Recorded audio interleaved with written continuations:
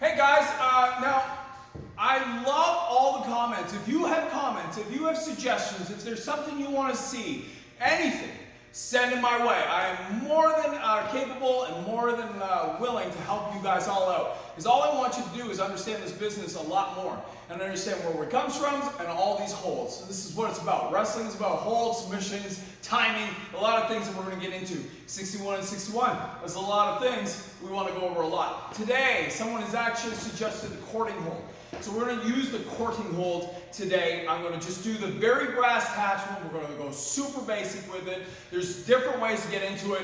If you have an opportunity to see Zach Sabre Jr. Now, me and Scotty B, we break down matches on our Hammerlock podcast. A good one that we will go over in the near future is Will Ospreay and Zach Sabre Jr. And they battle in New Japan, and it's courting hold. It's just Zach working the courting hold to perfection. Zach is one of the top guys of all time when it comes to grappling. Beautiful stuff. So today, let's go over the very basic one we got. Now, I see a lot of guys on the independent scene whenever they use it, and it's very few times that you'll actually see a courting hold applied, but when they do, a lot of times you'll see it on the right.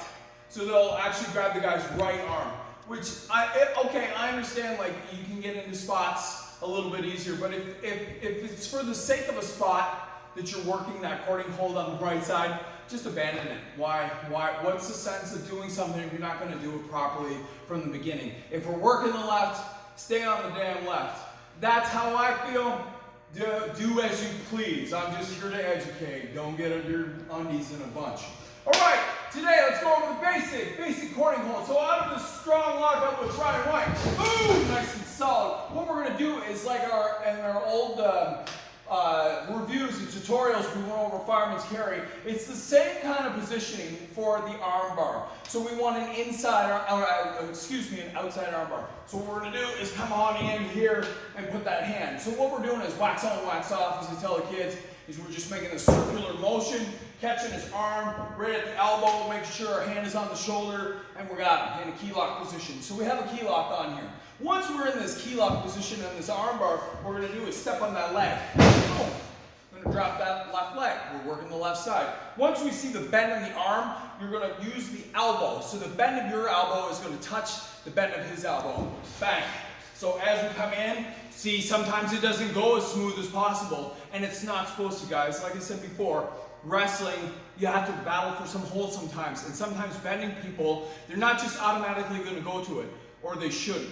So it's nice that when you're not in position and when you have to slide into it, it's solid, right? So now this is the basic courting hold. Is you're going to hold in this position. It's like an arm bar where you got them trapped into your armpit. Now, in this position, Brian can get up. We can work this a little bit longer. So Brian's going to come up, but when Brian comes up, he's going to make sure that he gets his hand on my face, hand on my chest, on my shoulder, but it looks like he's got pressure coming back. So as he comes up, bam, he's up on that. Now this is a tight one. This hold is tight, so then once we're here, we can get him to break, right? It's just basic pro wrestling, guys. I got a lot more with this courting hold. We'll go over it more and more and more, because 61 and 61, that's a lot of holds to go over. So that is the very basic one.